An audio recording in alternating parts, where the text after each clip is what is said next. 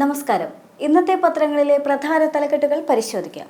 പത്രങ്ങളിലേക്ക് വരുമ്പോൾ ആദ്യം കേരള കൗമുദിയാണ്. കൗമുദിയിലേക്ക് വരുമ്പോൾ ഇന്ന് കൗമുദി സ്പെഷ്യൽ സ്റ്റോറീസ് അധികമായി കാണാൻ സാധിക്കും. കൗമുദിയുടെ ഏറ്റവും പ്രധാനപ്പെട്ട വാർത്തകളായി നൽകിയിട്ടുള്ളതും കൗമുദി സ്പെഷ്യൽ സ്റ്റോറീസ് തന്നെയാണ്.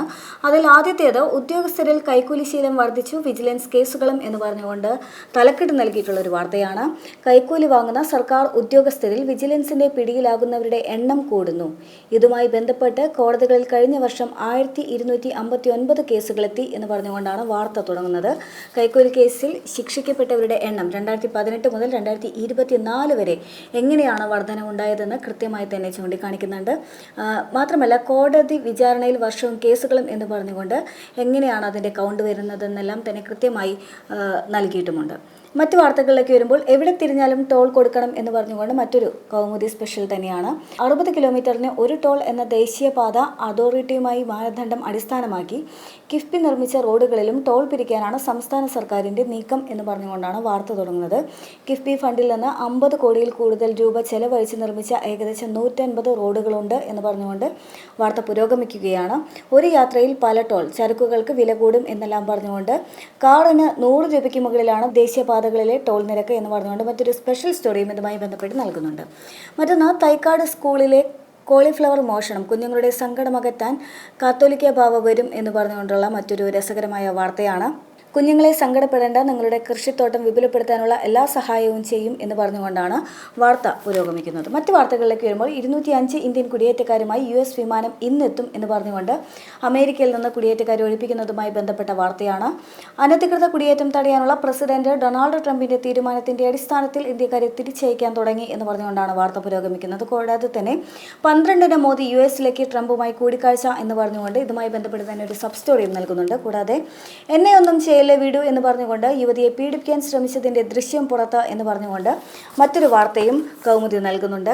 പീഡന ശ്രമത്തിനിടെ രക്ഷപ്പെടാൻ യുവതി കെട്ടിടത്തിൽ നിന്ന് ചാടുന്നതിന് മുൻപുള്ള ദൃശ്യങ്ങൾ പുറത്ത് എന്ന് പറഞ്ഞുകൊണ്ടാണ് വാർത്ത പുരോഗമിക്കുന്നത്. ഇത്രയുമാണ് കൗമുദിയിലെ ഇന്നത്തെ പ്രധാന തലക്കെട്ടുകൾ വരുന്നത്. ഇനി മറ്റു പത്രങ്ങളിലേക്ക് കടക്കുമ്പോൾ അടുത്തത് മാധ്യമമാണ്. മാധ്യമത്തിലേക്ക് വരുമ്പോൾ നാടുകടത്തൽ എന്ന് പറഞ്ഞുകൊണ്ടാണ് ട്രംപിന്റെ പുതിയ നയത്തെ മാധ്യമം നൽകിയിട്ടുള്ളത്. 205 അനധികൃത ഇന്ത്യൻ കുടിയേറ്റക്കാരുമായി അമേരിക്കയിലെ ടെക്സസിൽ നിന്നുള്ള ആദ്യ US വ്യോമസേനാ വിമാനം ഇന്ത്യയിലേക്ക് തിരിച്ചു എന്ന് പറഞ്ഞുകൊണ്ടാണ് വാർത്ത പുരോഗമിക്കുന്നത്. മാത്രമല്ല അവരുടെ ചിത്രങ്ങളെല്ലാം തന്നെ പങ്കുവയ്ക്കുന്നുണ്ട്. കൂടാതെ തന്നെ ഫ്ലൈറ്റ് ട്രാക്കിംഗ് സൈറ്റുകൾക്ക് പിടിതരാതെ C-17 യാത്ര എന്ന് പറഞ്ഞുകൊണ്ട് കൊണ്ടിറക്കുന്നതാരെ കഠിന യാത്ര എന്നെല്ലാം പറഞ്ഞുകൊണ്ട് ആ യാത്രയെ സംബന്ധിച്ച ഈ നയങ്ങളെ സംബന്ധിച്ച് കൃത്യമായി തന്നെ വിവരങ്ങൾ മാധ്യമം നൽകുന്നുണ്ട്. തിരിച്ചയക്കൽ ഇന്ത്യയുടെ അറിവോടെ മോദിയുടെ സന്ദർശനത്തിന് മുൻപ് എന്ന് പറഞ്ഞുകൊണ്ട് മറ്റൊരു സബ് സ്റ്റോറിയും ഇതുമായി ബന്ധപ്പെട്ട് നൽകുന്നുണ്ട്.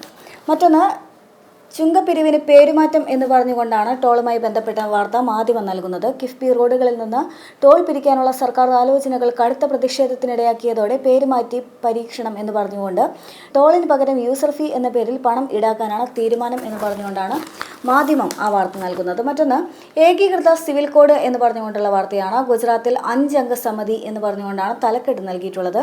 ഏകീകൃത സിവിൽ കോഡ് നടപ്പാക്കുന്നതിന്റെ സാധ്യത പരിശോധിക്കാനും കരട് ബിൽ രൂപവൽക്കരിക്കാനുമായി ഗുജറാത്തിൽ 5 അംഗ സമിതി രൂപവൽക്കരിച്ചു എന്ന് പറഞ്ഞുകൊണ്ട് വാർത്ത പുരോഗമിക്കുകയാണ്. അടുത്തത് ജന്മഭൂമിയാണ്. ജന്മഭൂമിയിലേക്ക് വരുമ്പോൾ ഡോക്ടർ മോഹൻ ഭാഗവതിന്റെ വാക്കുകളാണ് വലിയ പ്രാധാന്യത്തിൽ നൽകിയിരിക്കുന്നത്. സാഹിത്യവും കലയും സമൂഹത്തിന് വിചാരവും സംസ്കാരവും പകരം എന്ന് പറഞ്ഞുകൊണ്ടുള്ള അദ്ദേഹത്തിന്റെ വാക്കുകളാണ് തലക്കെട്ടായി നൽകിയിട്ടുള്ളത്.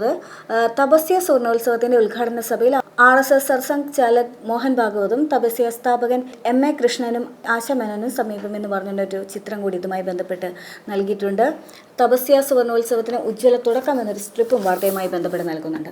മറ്റു വാർത്തകളിലേക്ക് വരുമ്പോൾ പാർലമെന്റിൽ പ്രതിപക്ഷത്തെ കടന്നാക്രമിച്ച മോദി, അവർ കൊട്ടാരങ്ങൾ പണിതു, ഞങ്ങൾ വീടുകൾ നൽകി എന്ന തലക്കെട്ടോടുകൂടിയാണ് ആ വാർത്ത നൽകുന്നത്. കോൺഗ്രസിന്റെ മുദ്രാവാക്യങ്ങൾ എവിടെ എന്ന് ചോദിച്ചുകൊണ്ട് മറ്റൊരു സ്ട്രിപ്പും നൽകുന്നുണ്ട്. കോൺഗ്രസ് ഉൾപ്പെടെയുള്ള പ്രതിപക്ഷ പാർട്ടികളെ കടന്നാക്രമിച്ചും NDA സർക്കാരിന്റെ ഭരണ നേട്ടങ്ങൾ വിശദീകരിച്ചും പ്രധാനമന്ത്രി നരേന്ദ്രമോദി എന്ന് പറഞ്ഞുകൊണ്ടാണ് അദ്ദേഹത്തിന് കഴിഞ്ഞ ദിവസത്തെ പാർലമെന്റിലെ പ്രസംഗം നൽകിയിട്ടുള്ളത്. മറ്റൊന്ന് ടോൾ മാറ്റി യൂസർ ഫീ ആക്കി എന്ന് പറഞ്ഞുകൊണ്ട് കിഫ്ബി റോഡ് പ്രതിഷേധം കനത്തു, കരട് നിയമത്തിൽ മാറ്റം എന്ന് പറഞ്ഞുകൊണ്ടാണ് ആ വാർത്തയും ജന്മഭൂമി നൽകിയിട്ടുള്ളത്. മറ്റൊന്ന് മഹാകുംഭമേള പ്രധാനമന്ത്രി ഇന്ന് പ്രയാഗ്രാജിൽ എന്ന് പറഞ്ഞുകൊണ്ടൊരു വാർത്തയും ജന്മഭൂമി നൽകുന്നുണ്ട്. ഇനി മലയാള മനോരമയാണ്. മനോരമയിലേക്ക് വരുമ്പോൾ പ്രാധാന്യത്തിൽ നൽകിയിരിക്കുന്ന വാർത്ത ടോളുമായി ബന്ധപ്പെട്ട വാർത്ത തന്നെയാണ്. കിഫ്ബി റോഡ് പിരിവ് AI സാങ്കേതിക വിദ്യയിൽ ടോൾ കൊള്ള 30 കിലോമീറ്ററിനും എന്ന് പറഞ്ഞുകൊണ്ടാണ് തലക്കെട്ട് നൽകിയിട്ടുള്ളത്. ഈ സമ്മേളനത്തിൽ തന്നെ ബില്ലിന് സാധ്യത അല്ലെങ്കിൽ ഓർഡിനൻസ് ടോൾ നീക്കാം, ഒന്നാം പിണറായി സർക്കാരിൻ്റെ ഉറപ്പ് ലംഘിച്ച് എന്ന് പറഞ്ഞുകൊണ്ടാണ് മറ്റ് 2 ബുള്ളറ്റിൻ നൽകിയിട്ടുള്ളത്. മറ്റൊന്ന് ഓഫർ കൊള്ള 1000 കോടി കടക്കും എന്ന് പറഞ്ഞുകൊണ്ട് കഴിഞ്ഞ ദിവസങ്ങളിലെല്ലാം തന്നെ ബൈക്ക് തട്ടിപ്പുമായി ബന്ധപ്പെട്ടുകൊണ്ട് പാതിവിലയ്ക്ക് ബൈക്ക് തട്ടിപ്പുമായി ബന്ധപ്പെട്ടുകൊണ്ട് വലിയ ശ്രദ്ധ നേടിയ വാർത്ത മലയാള മനോരമ ഫ്രണ്ട് പേജിൽ തന്നെ നൽകുന്നുണ്ട്. കണ്ണൂരിൽ മാത്രം 2000 പരാതികൾ ക്രൈംബ്രാഞ്ച് കേസെടുക്കും എന്ന് പറഞ്ഞുകൊണ്ടാണ് നൽകിയിട്ടുള്ളത്. പകുതി വിലയ്ക്ക് ഇലക്ട്രിക് സ്കൂട്ടർ, തയ്യൽ മെഷീൻ, ലാപ്ടോപ്പ് തുടങ്ങിയ വാഗ്ദാനം ചെയ്ത് തൊടുപുഴ കുടയത്തൂർ കോളപ്ര ചൂരംകുളങ്ങര അനന്തകൃഷ്ണൻ നടത്തിയ തട്ടിപ്പ് 1000 കോടി കടക്കുമെന്ന് പോലീസിന്റെ നിഗമനം എന്ന് പറഞ്ഞുകൊണ്ടാണ് വാർത്ത പുരോഗമിക്കുന്നത്. അടുത്ത വാർത്ത സംസ്ഥാന ബജറ്റ് മറ്റന്നാൾ എന്ന് പറഞ്ഞുകൊണ്ടാണ്. ക്ഷേമ പെൻഷൻ കൂടാൻ സാധ്യത എന്നും കൂടി വാർത്തയിൽ സൂചിപ്പിക്കുന്നുണ്ട്.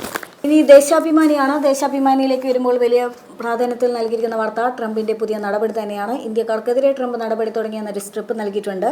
ആട്ടിപ്പായിക്കുന്നു എന്നതാണ് ദേശാഭിമാനി നൽകിയിരിക്കുന്ന തലക്കെട്ട്. 205 ഇന്ത്യക്കാരുമായി US സൈനിക വിമാനം പുലർച്ചെ അസ്തറിൽ എത്തും. ആദ്യഘട്ടമായി 18,000 ഇന്ത്യക്കാരെ പുറത്താക്കും. അനധികൃത കുടിയേറ്റക്കാരിൽ ഏറെയും ഗുജറാത്തുകാർ എന്ന് പറഞ്ഞുകൊണ്ടാണ് വാർത്തയുടെ ബുള്ളറ്റിനായി നൽകിയിട്ടുള്ളത്. അമേരിക്കയുടെ നികുതി ഭീഷണി തിരിച്ചടിച്ച് ചൈന എന്ന് പറഞ്ഞുകൊണ്ട് അമേരിക്കയുടെ നികുതി ചുമത്തുന്നതുമായി ബന്ധപ്പെട്ട വാർത്തയും ദേശാഭിമാനി വലിയ പ്രാധാന്യത്തിൽ നൽകിയിട്ടുണ്ട്. ചൈനയിൽ നിന്ന് ഇറക്കുമതി ചെയ്യുന്ന ഉൽപ്പന്നങ്ങൾക്ക് 10% അധിക തീരുവ ചുമത്തി വ്യാപാര യുദ്ധം പ്രഖ്യാപിച്ച അമേരിക്കയ്ക്ക് അതേ നാണയത്തിൽ തിരിച്ചടി എന്ന് പറഞ്ഞുകൊണ്ടാണ് വാർത്ത പുരോഗമിക്കുന്നത്. മറ്റു വാർത്തകളിലേക്ക് വരുമ്പോൾ മിൽമ മലബാർ മേഖല LDFന് ഉജ്ജ്വല വിജയം എന്ന് പറഞ്ഞുകൊണ്ടാണ് വാർത്ത നൽകിയിട്ടുള്ളത്. മിൽമ മലബാർ സഹകരണ ക്ഷീരോത്പാദക യൂണിയൻ ഭരണസമിതി തെരഞ്ഞെടുപ്പിൽ LDFന് 2ാം തവണയും ഉജ്ജ്വല വിജയം എന്ന് പറഞ്ഞുകൊണ്ടാണ് വാർത്ത പുരോഗമിക്കുന്നത്.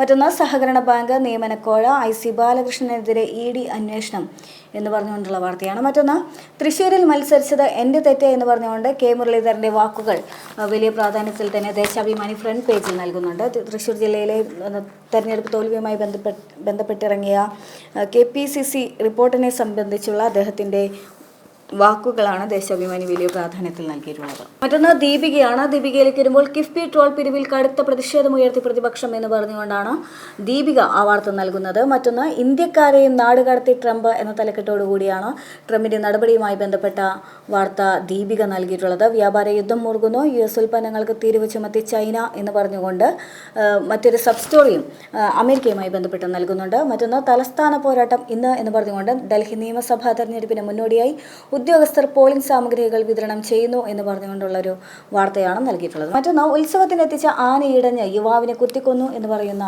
വാർത്തയും വലിയ പ്രാധാന്യത്തിൽ ദീപിക ഫ്രണ്ട് പേജിൽ തന്നെ നൽകുന്നുണ്ട്. ചിറ്റാട്ടുകര പൈങ്കണിക്കൽ ഭഗവതി ക്ഷേത്രത്തിലെ ഉത്സവത്തിനെത്തിച്ച ആനയിടഞ്ഞ് യുവാവിനെ കുത്തിക്കൊന്നു എന്ന് പറഞ്ഞുകൊണ്ടാണ് വാർത്ത പുരോഗമിക്കുന്നത്. മറ്റൊന്ന് സൈബർ കൊള്ളയുമായി ബന്ധപ്പെട്ട വാർത്തയാണ്. 22,812 കോടി രൂപ നഷ്ടമായി എന്ന് പറഞ്ഞുകൊണ്ടാണ് തലക്കെട്ട് നൽകിയിട്ടുള്ളത്.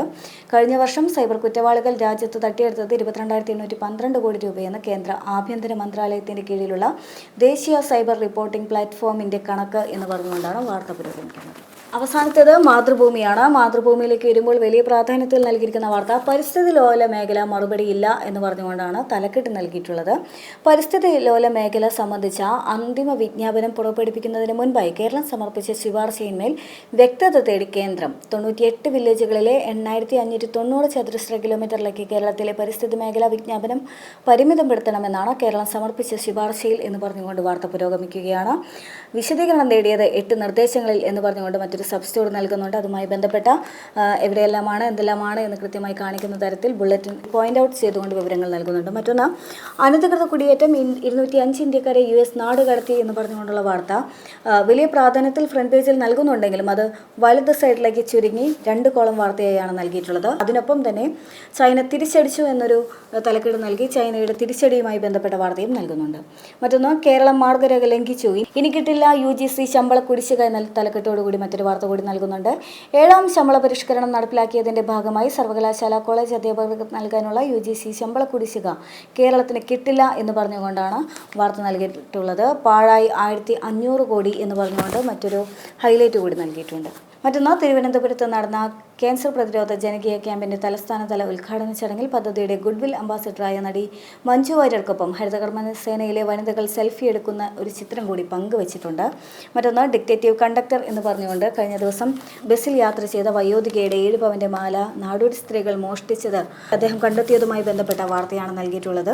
മറ്റൊന്ന് സ്വർണ്ണവിലയുമായി ബന്ധപ്പെട്ട വാർത്തയാണ്. എങ്ങോട്ടാണ് പൊന്നെ എന്ന് ചോദിച്ചുകൊണ്ടാണ് വാർത്തയ്ക്ക് തലക്കെട്ട് നൽകിയിട്ടുള്ളത്. 62,000 കടന്നിരിക്കുകയാണ് 1 പവൻ സ്വർണ്ണത്തിന്റെ വില. ഇത്രയുമാണ് ഇന്നത്തെ പത്രങ്ങളിലെ പ്രധാന തലക്കെട്ടുകൾ.